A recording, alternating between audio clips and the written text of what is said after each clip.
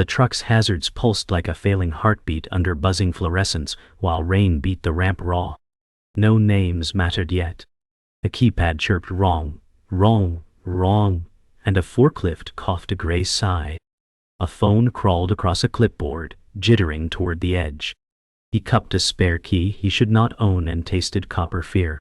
A crate shifted in the box, thumping once like a judge's gavel.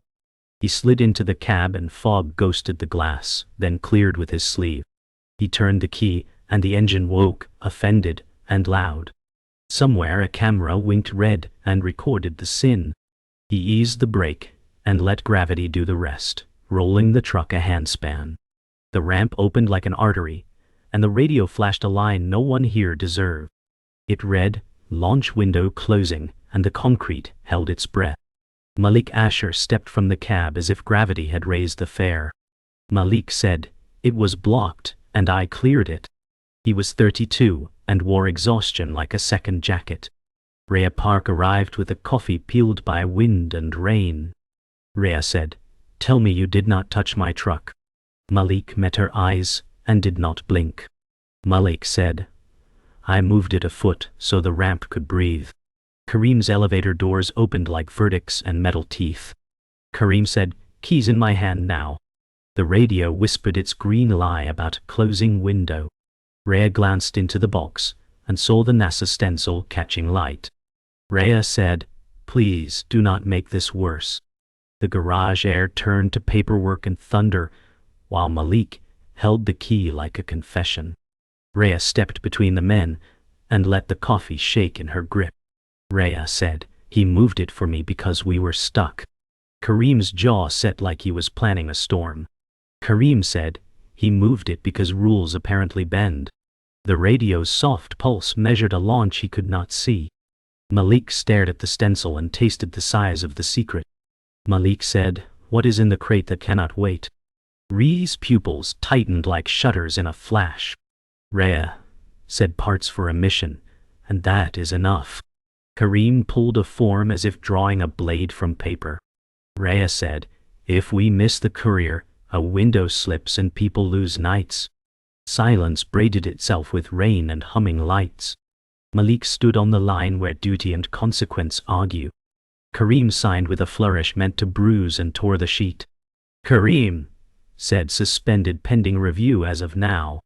Malik felt the floor slip a half-inch under him. Malik said, "I moved it 1 foot to free the ramp." A courier van nosed in with headlights like interrogators. The driver leaned out and hollered over the rain without caring who bled. Rhea said, "Let me load and go, or this mission loses a week." The word mission cut the air with clean edges. Kareem looked at the van clock, the crate, and Malik's face. Time did the math with wet seconds and thin patience. The radio's green line kept breathing its warning in soft light. Everyone waited for a choice that would not love them back. Malik stood at the loading bay like a lighthouse with the bulb burned out. Rhea and 2 dock hands levered the crate, and straps sang sharp. Malik said, "Where does it go when it leaves our reign?" Rhea did not look up as she guided wait. Rhea said, "To an airfield, then to the sky someone borrowed." He tried to smile, and it did not light. Malik said, "I meant to help, not cost a month." Rhea's eyes softened enough to pass for warm. Rhea said, "You gave us minutes, and that is gold night." Kareem waved the van forward with resignation like a stamp. The pallet jack squealed, and the crate slid into a waiting mouth. Far away a rocket waited for parts, and near at hand, a man counted rent. Malik walked home with rain trying to erase him from the street. His suspension slip bled ink in his pocket. Malik said, 1 foot of movement for 1 month of trouble. Storefront glass showed his reflection split by neon. Rhea's words replayed like a soft hammer. Rhea had said, "You gave us minutes." Sirens bent around corners far ahead, never for him but always too close. Malik crossed under a flickering streetlight, each buzz a reminder of how rules ignore reasons. A courier van hissed past, tires slicing puddles. He thought of the NASA stencil, the weight of it in the crate, and how close he'd been to something larger than himself. Malik said, "I didn't even touch the sky, and it burned me." A bus roared by without stopping, and the wind stole the steam from his breath. The city swallowed him in wet silence. Rhea sat in the courier van's passenger seat, the crate between her and the driver like a secret no one could name. Rhea said, "Drive steady, no sudden stops." The driver, a man with eyes fixed ahead, nodded once. They rolled through rain that painted the windshield in restless streaks. Every light seemed longer tonight. Rhea traced the NASA stencil with her gaze, thinking of the engineers waiting somewhere in dry light. She remembered Malik's face when he saw the letters and how his curiosity was as sharp as his trouble. The radio in the van played static wrapped around distant voices. Rhea said, "We can't miss that plane." The driver tightened his grip on the wheel. Outside, the city thinned into wet industrial sprawl. Kareem locked the garage office, key turning with a reluctant click. Kareem said, "One mess cleaned, another waiting." He moved through the echoing bays, each truck hulking like dormant animals. The rain outside softened the hard edges of his thoughts. Kareem didn't like breaking rules, but he liked delays even less. The NASA crate haunted him, not its contents, but the way Malik's act had forced a choice. He'd seen too many people crushed between the gears of protocol and urgency. Kareem stopped by the ramp and looked out at the wet street. Kareem said, "He won't thank me if this pays off."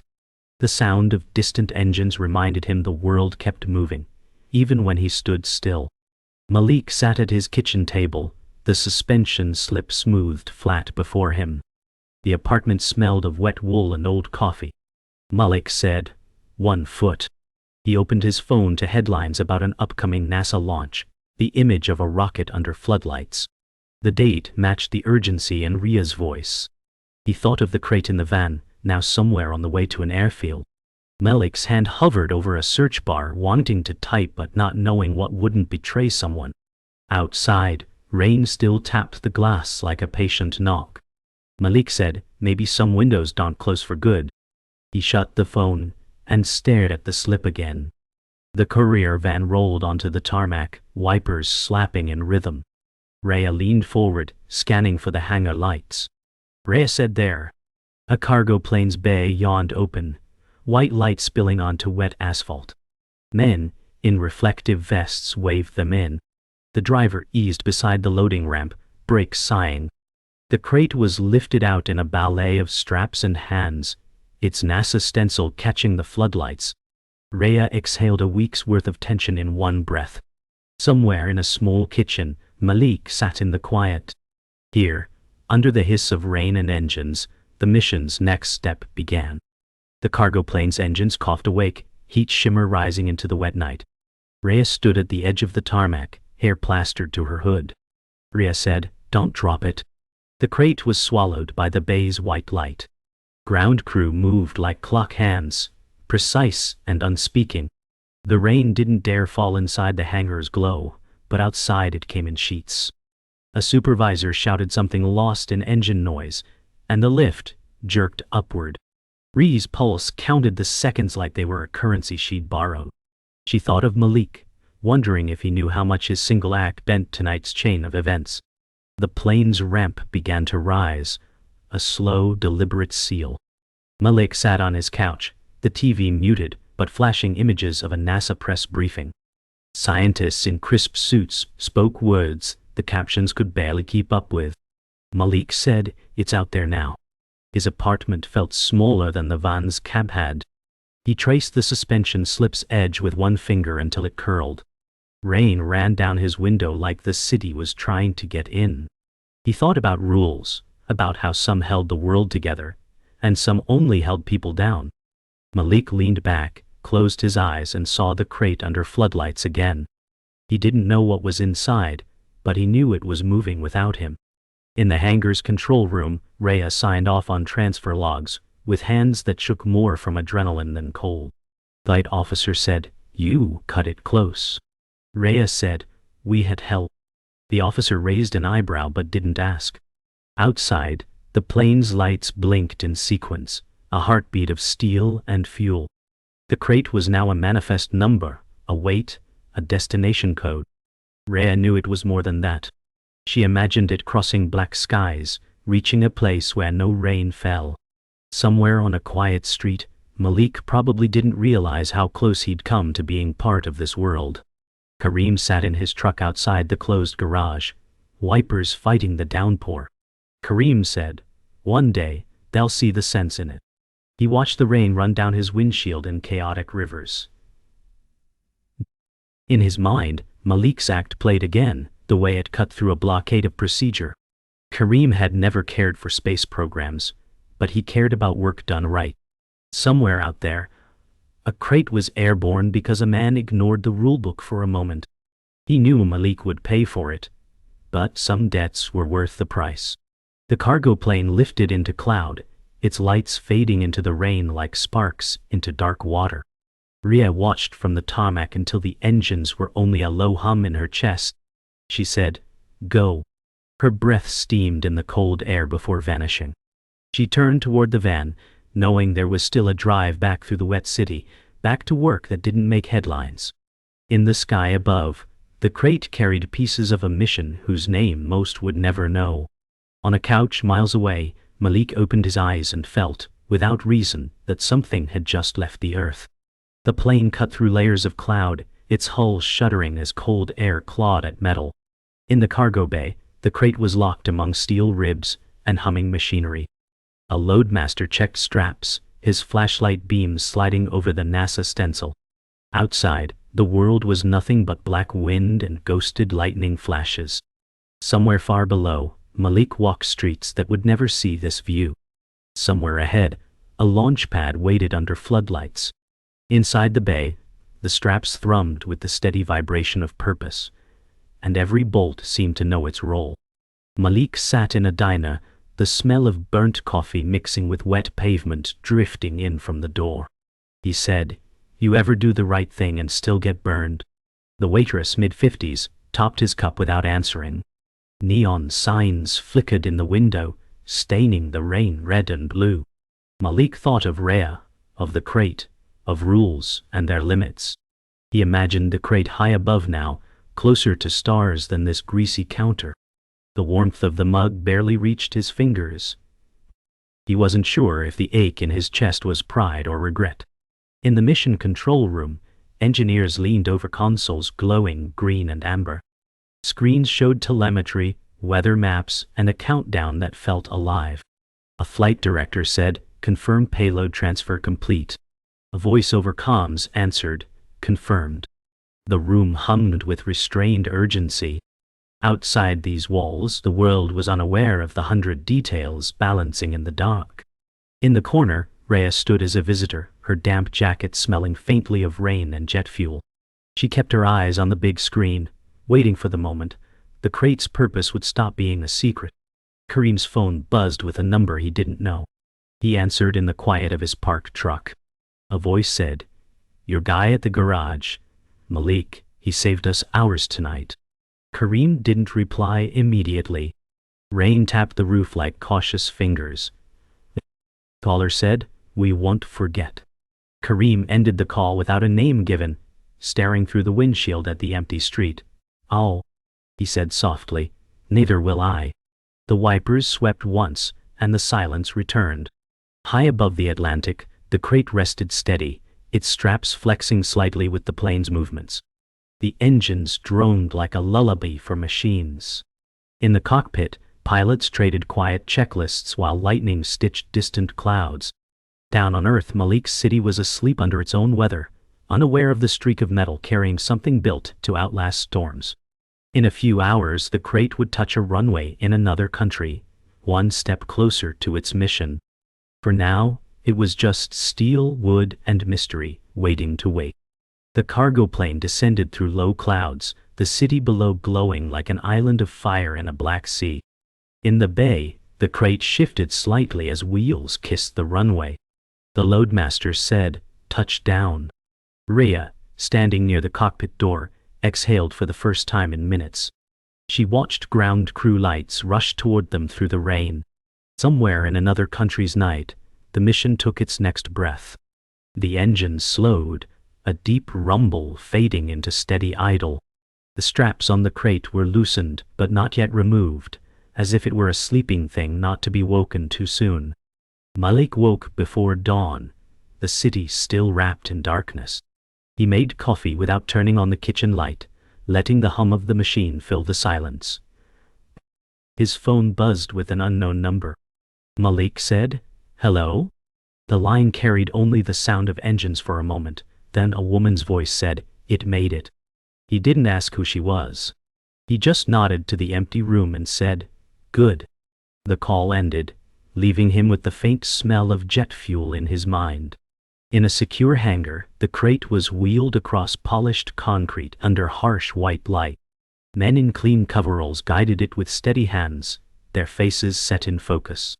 A technician scanned its ID tag, then nodded toward a large transport truck, waiting with its bay open. The movement was efficient, practiced, and almost silent. Outside, a security fence cut the night into rectangles of shadow and light. The crate crossed from flight to ground transport without pause, as if urgency itself were pushing it forward. Kareem drove past the garage, the bays still locked, the rain finally thinning to a mist. He slowed without meaning to, looking at the spot where the truck had been. The memory of Malik standing there, suspension slip in hand, flickered like an afterimage. Kareem said, "Some rules should break themselves." The street was empty, save for a single gull picking at the gutter. He drove on, the neon glow of an all-night store sliding across his windshield before vanishing. The transport truck pulled away from the hangar, taillights glowing red against the dark road. Inside, the crate rode steady, cushioned against every bump. Ahead lay miles of highway, checkpoints, and finally the launch site. In the distance, the first hint of sunrise painted the clouds pale gold. The driver glanced at the rearview mirror, but saw only darkness where the crate sat. Behind them, the plane that carried it was already being prepped for another mission. The world outside remained unaware of what was moving toward the sky. The transport truck reached the edge of the launch complex as the sky turned from deep blue to pale silver. Guards checked credentials with quick precision, their breath visible in the cool air. The driver said nothing, passing documents through the window. The crate sat silent in the back, its weight more about purpose than mass. Beyond the gates, floodlights marked the silhouette of a towering rocket, steam drifting from its base like a slow exhale. Each checkpoint felt like another heartbeat toward the inevitable moment. The mission was closer to waking. Malik walked through the early market, stalls just opening, the air thick with the smell of bread and diesel. He carried a small bag of groceries, moving like someone with nowhere urgent to be. A newsstand TV showed silent footage of the rocket, its white frame gleaming against the morning sky. Malik stopped, eyes fixed on the image. The vendor said, "You like space?" Malik shook his head, then nodded once. He didn't need the sound to know that crate was part of what he was seeing. He paid for a paper he wouldn't read. Inside the vehicle bay, technicians in clean jumpsuits unfastened the crate from the transport truck.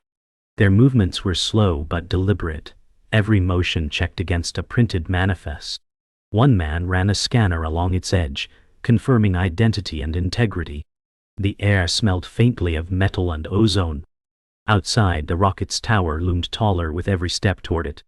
The crate was lowered onto a specialized lift, its straps tightened again, as if the journey ahead could still shake it apart. Rhea watched from a restricted balcony as the crate was rolled across the final approach to the rocket. She had traded her parka for a security badge and a plain windbreaker, blending in with the staff. Her breath caught when the crate disappeared into the service platform's shadow. She thought of Malik again, wondering if he was awake, if he knew how close they were to launch. A voice on the loudspeaker called out a time marker, each word carrying a weight that felt like it could bend the air. The crate was secured inside the payload integration bay, surrounded by cables, clamps, and a web of technicians' hands. Computer screens displayed readouts of weight, balance, and environmental stability. Outside, the rocket stood against the brightening sky, every inch of it alive with purpose. Somewhere beyond the horizon, Malik walked streets that had no idea they were connected to this moment. Inside the bay, the last strap clicked into place, and the mission's final countdown truly began. The launch pad steamed in newborn light, and dew flashed like soldered stars on railings. The rocket stood tall, wrapped in frost and math. Loudspeakers counted checks in clipped tones that shaved the air thin. Vapors feathered from vents and curled along the grating. Rhea stood behind a perimeter fence, hands in pockets, shoulders squared to the wind. Rhea said, "Hold together." She was 45, rain-salted hair tucked under a cap, windbreakers zipped to the throat. Her eyes fixed on access panels that hid the crate's fate. Crew trucks idled, orange beacons rotating like quiet warnings. A flock of gulls tilted over marsh grass, and then thought better of the noise. The sky shifted from pewter to a cautious blue. A technician jogged past, headset pressed, breath smoking. A voice on the PA said, "Terminal count not yet started." The words landed soft and heavy. The pad hissed like a sleeping animal about to dream.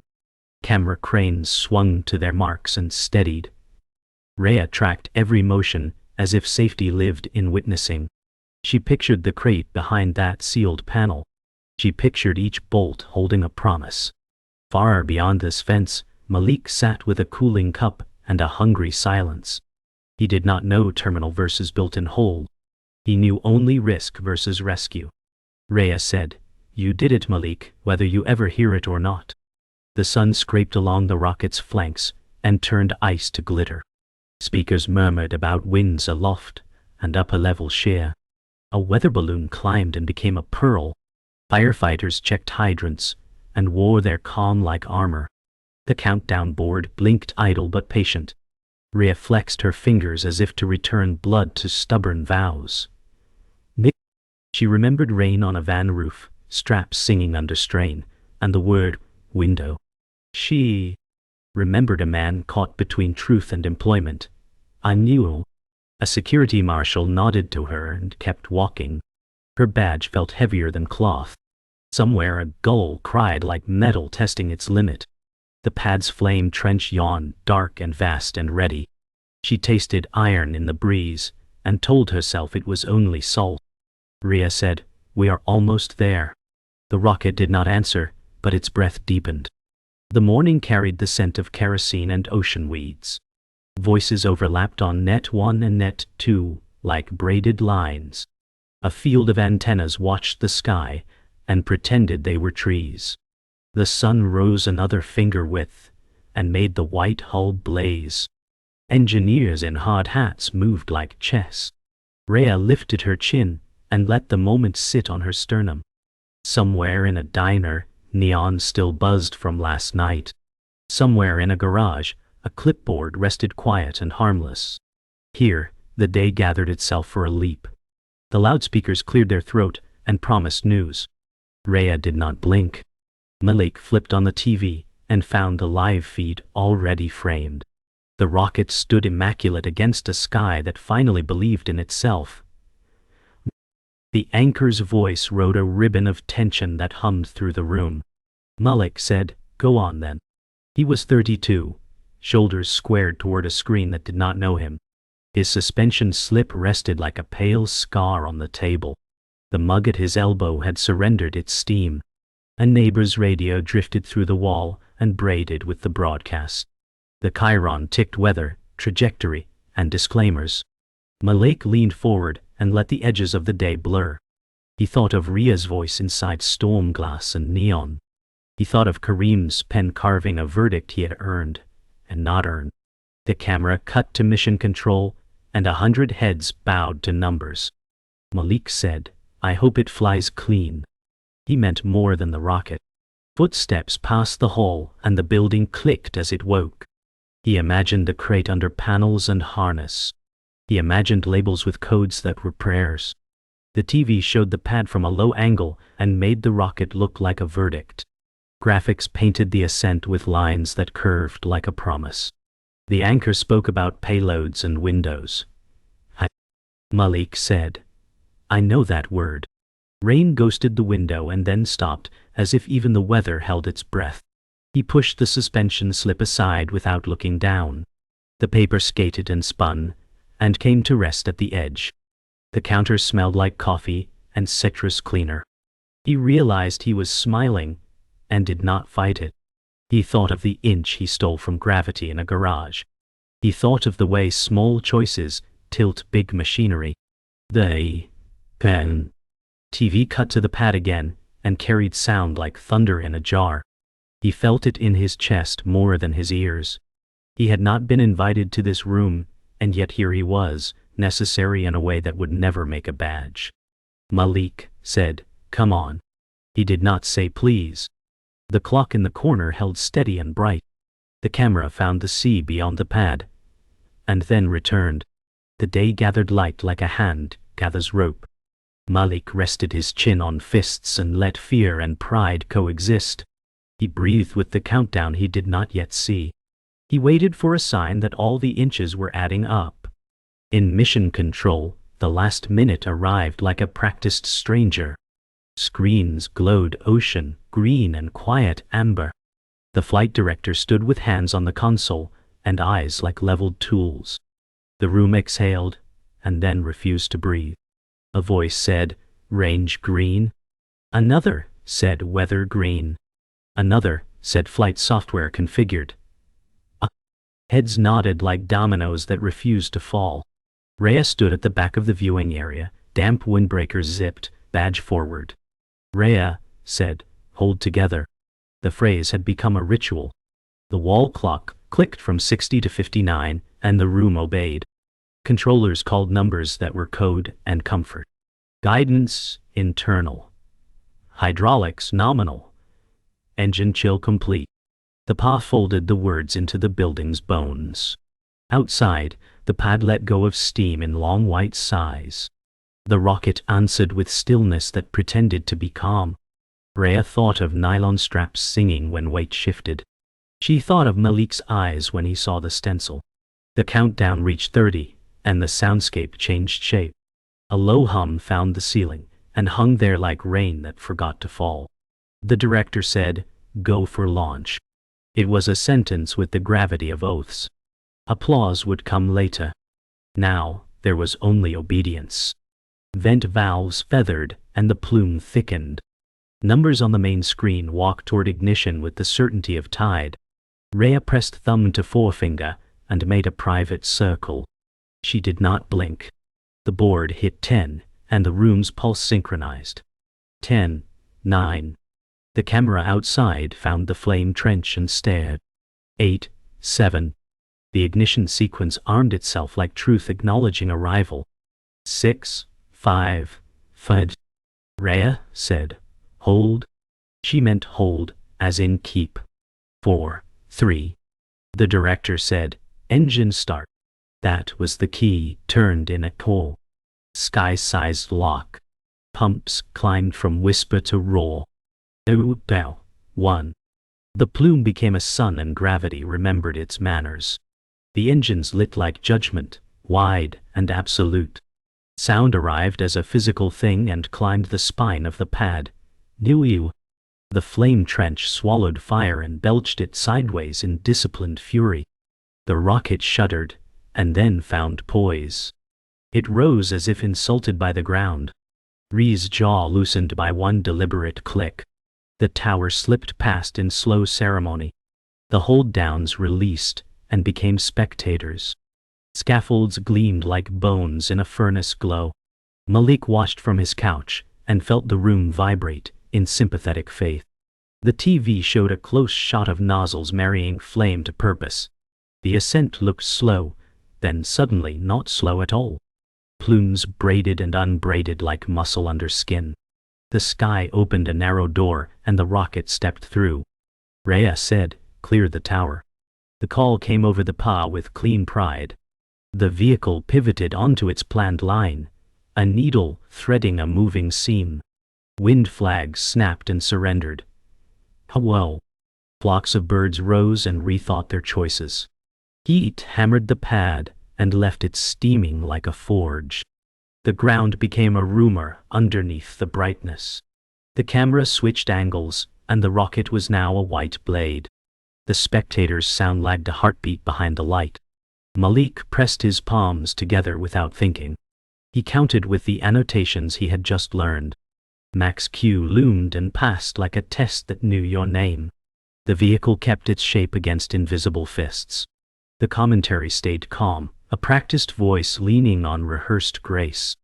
The sky blew deeper until it looked like a promise, not a color. Rhea let out a breath that surprised her. She had been holding parts of herself closed. The white blade kept going. A thin cloud tore across it like silk. The pad hissed and simmered, and began to look lonely. High air accepted the rocket like a difficult treaty. The exhaust thinned to a precise thread. Clouds peeled away and left a clean corridor. In mission control, the call for stage event approached with a hum that brightened every screen. Meko, in 5-4. The word cut through the room like chalk on slate. Rhea stood very still and tasted salt she refused to name. 3, 2, 1 twang. Main engine cutoff was a switch thrown in a cathedral. The vehicle coasted for a heartbeat that felt like a hymn. Separation clamps let go and made space for the next engine to find its voice. The second stage, lit with a smaller, colder flame. The applause did not come yet. There were corridors of time where silence is braver than noise. Malik's living room watched the same numbers in a different light. Malik said, "Keep going." He meant a job, a month, a life. The TV cut to a tracking shot that turned the rocket into geometry. The earth below showed its curves and blues, and the honest smudge of weather. Stage 2 climbed like a pencil drawing a line on heaven's ledger. Guidance called nominal, and the room added that word to its store of blessings. Rhea closed her eyes for one breath and let her shoulders fall. She pictured the hidden panel and the crate that was no longer a crate. It had become contribution. It had become motion, heat, and cold, and the courage of tolerances. The mission clock loped past milestones that had lived for months on paper. Fairing events were mentioned in voices that did not dare be casual. Somewhere, a thin white shell split, and the sky received more sky. Rhea whispered, "Safe journey." She did not expect an answer. In another part of the city, Kareem parked under a ragged awning and watched a replay through a storefront window. Kareem said, "He'll never see the memo." He meant the praise that travels without signatures. The second stage burned steady and wrote patience into vacuum. On the couch, Malik smiled with the looseness of someone who has paid a price and found a receipt he can live with. He touched the edge of the suspension slip and then let it go. It fluttered to the floor like a paper that had lost jurisdiction.